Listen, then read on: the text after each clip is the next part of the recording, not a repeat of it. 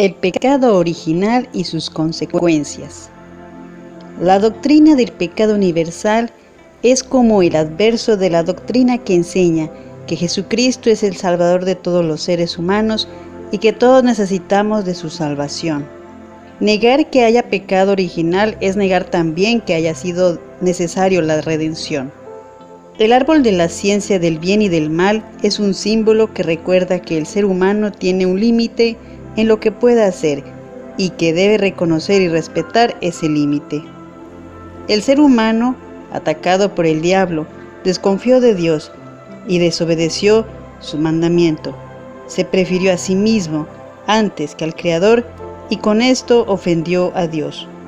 Desde el primer pecado, una verdadera invasión de pecados invadió al mundo. Por ejemplo, el pecado de Caín, la corrupción que hizo que llegara el diluvio, etc. Lo que la revelación divina nos enseña coincide con la propia experiencia, pues cada cual, al examinar su corazón, descubre que tiene una inclinación hacia el mal. Siguiendo las enseñanzas de San Pablo, la Iglesia ha enseñado siempre que la inmensa miseria espiritual que oprime a la criatura humana y su inclinación hacia el mal no se pueden comprender sino por su conexión con el pecado de Adán y con el hecho de que esa mancha se nos ha transmitido a nosotros. Seguro de todo esto, la Iglesia concede el bautismo para librar de ese pecado o mancha, y lo concede incluso a los niños que todavía no han cometido pecados personales. ¿Cómo se puede comprender que el pecado de Adán se haya transmitido a sus descendientes? Esto es un misterio que no podemos comprender, pero sabemos por revelación que Adán había recibido la santidad del alma, no solo para él, sino para transmitirlo a sus descendientes. Pero al cometer pecado personal, con este pecado afectó a toda la naturaleza humana y transmitió a sus descendientes una naturaleza caída y debilitada, privada ya de la santidad. El pecado original se llama así, de manera análoga o de semejanza. Él no es un acto cometido por cada uno, sino una mancha heredada. El pecado original no es una falta personal de cada cual. Es la privación de la santidad original que deberíamos haber heredado de los primeros padres.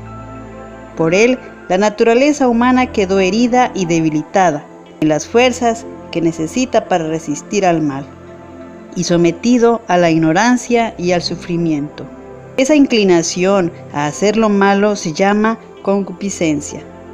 Por el bautismo, a causa de los merecimientos de Cristo, se borra la mancha del pecado original que tenía el alma, pero quedan sus consecuencias, la inclinación hacia el mal y la debilidad. Por eso, la vida humana es un combate espiritual. ¿Por qué Dios no impidió que el primer hombre pecara? San León Magno responde: la gracia inefable de Cristo nos ha dado bienes mejores que los que nos quitó la envidia del demonio.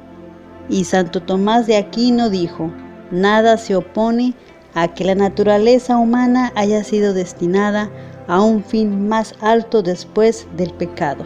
Dios, en efecto, permite que los males se hagan para sacar de ellos un mayor bien. De ahí las palabras de San Pablo, que dijo: donde abundó el pecado, sobreabundó la gracia. Romanos 5:20. Y en la bendición del Cirio Pascual dice: oh feliz culpa, que merecido tal y tan grande Redentor.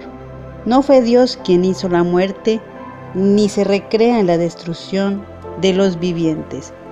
Por la envidia del diablo entró la muerte en el mundo.